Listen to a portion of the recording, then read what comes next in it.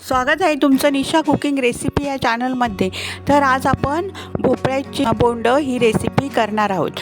त्यासाठी लागणारे साहित्य हे भोपळ्याची शीर कापून त्याचे तुकडे करून ते किसणीवर त्याचा किस करून घ्यायचा आहे।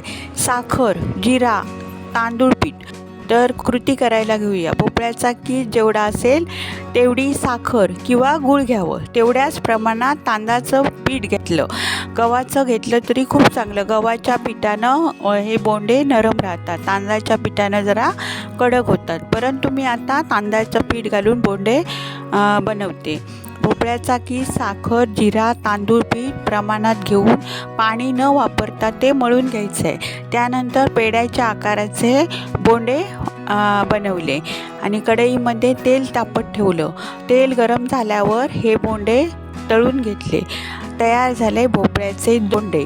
हा व्हिडिओ आवडल्यास लाईक करा व चॅनलला सबस्क्राईब करायला विसरू नका।